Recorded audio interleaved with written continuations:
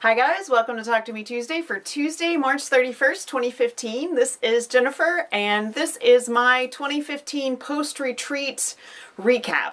So before I get started, I'm going to tell you kind of how I went into my annual quilt retreat with my local sewing friends this year. So the way I went into it this year was I had one big project for myself that I wanted to work on, which was the Australian fabric that Kat had given me that I had pre-cut into the same design as I did for the chocolate quilt. So that quilt is my project for me. And then I took all of the orphan blocks that I have received over the last few months and some that had been left over from previous years. I took all of them pre-sorted by color, theme, etc.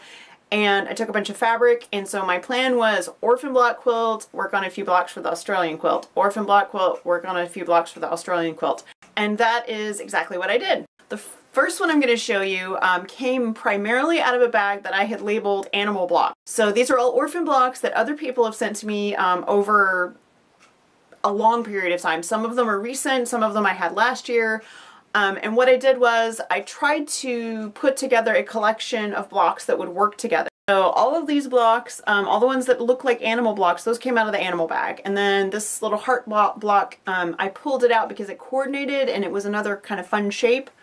And then all of these, even these pieces, sort of piano key pieces in the center, those were also pieced. Those were in smaller sections and I pieced them all together. So I put all of these together and I swapped around and I worked until I had a layout that I liked, and then I sewed it all together, trimmed where I needed to, and got this guy all finished up. It actually already has borders on it, so this will be quilted and donated to the Linus Connection. Before I move on to the next quilt, I do want to say that I am going to post pictures of all of these quilt tops, so if you see a block that you made, feel free to tag yourself on it and let me know which block it is, because I know what a few of them are, but I had so many. You saw the giant IKEA bag last week. I had so many orphan blocks that I don't remember who they all came from. This next fun little orphan block quilt, these blocks, just the centers with the t-shirts, came from, and please correct me if I'm wrong, but these I believe came from Treeville Mary, and she sent me a whole bag of these blocks, and I think they were 9 inches. I added 2-inch sashing. The last 6 months or so, every time I finish a project, if I have leftover binding or leftover sashing, I cut everything to 2.5-inch strips, and I've been putting it in a bag. So I had sort of my own crazy jelly roll type bag going on, and I used those to make sashing for these blocks. So I sashed all the blocks, trying to pull colors from the individual blocks in the sashing, and then I put this little top together, and I think it's super, super cute. This looks like it was a block exchange. All of the blocks are signed by different people, so I'm assuming it was an online swap or something like that. So anyway, this guy will probably get a little bit more border, like a top and bottom border, to make it more of a rectangle, and then it will be quilted and it will be donated to Linus. This next quilt is all Stars for Linus. Stars for Linus, for you guys that don't remember, is my little project that I do for the Linus Connection, where I will collect 12-inch, 12.5-inch unfinished star blocks for the Linus Connection, and I request that they have a light background and a bright star. And then I save them in a bag that says Stars for Linus until I have enough to make a quilt. This yellow border goes all the way around, and so this just needs to be quilted, and it will also be donated to the Linus Connection. This next orphan quilt top was a combination of Stars for Linus and orphan blocks. I only had a few stars that were more blue in theme, so I started pulling blocks from my bag of blue orphan blocks.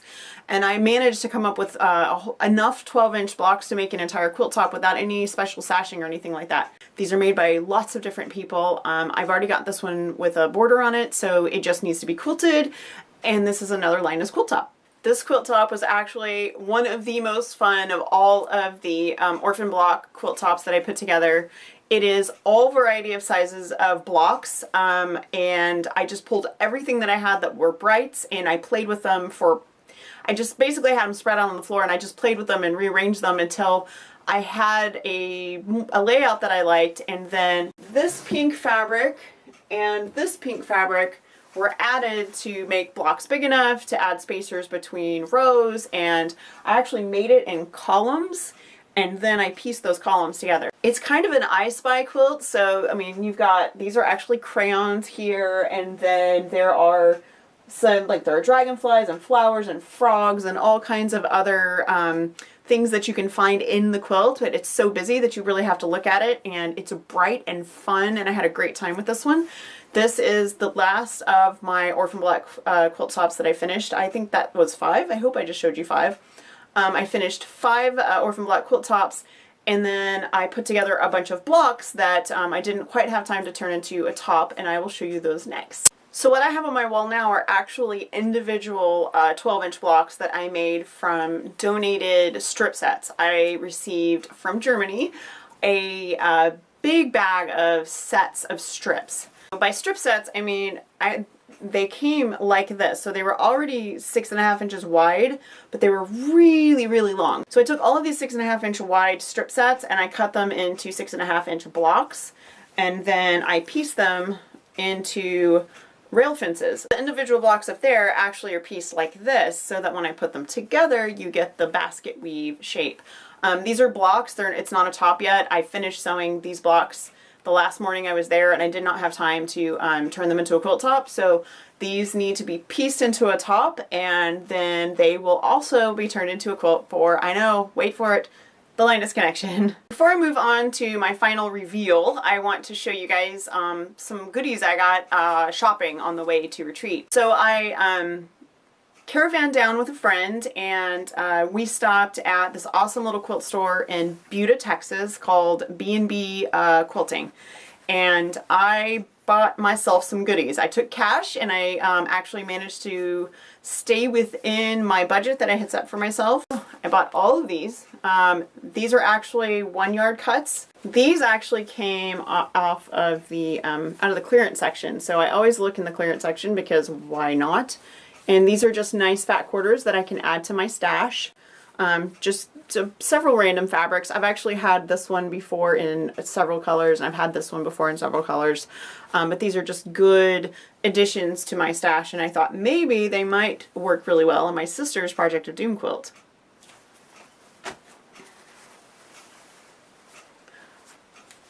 These were some fun, swirly, sparkly fabrics. See if I can peek at the selvage.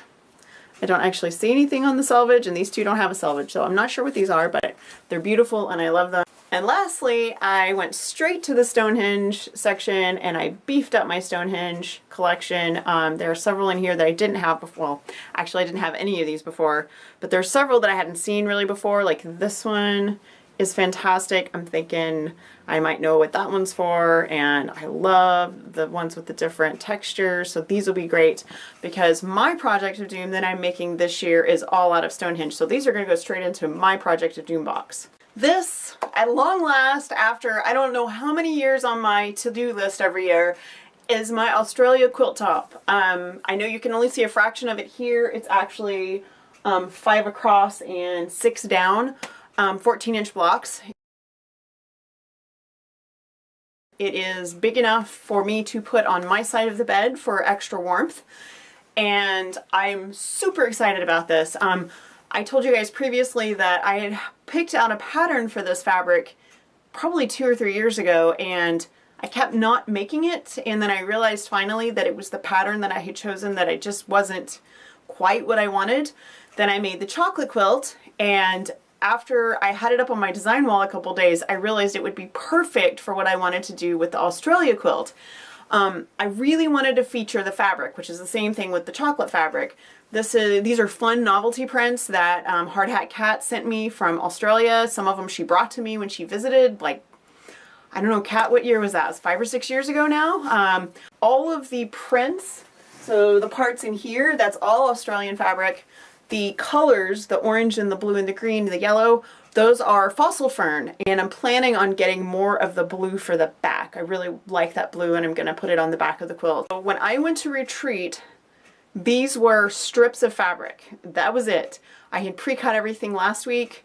I went with it all in a box. I posted some pictures on my Instagram and my Facebook if you guys didn't see. I will go ahead and insert a picture here so you can see more or less what it looked like before it got to this point.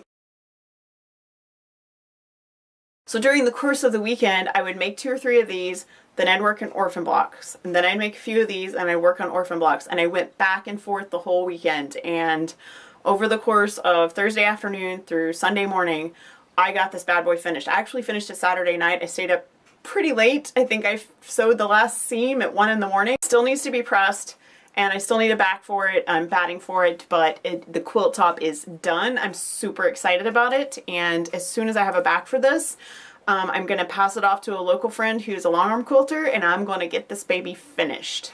So that's it for show and tell. I did want to share with you that my sleep masks in the little kits that I showed you guys last week, those went over well. They were fun. I actually ended up using not only my sleep mask, but my earplugs to take a nap, which was great.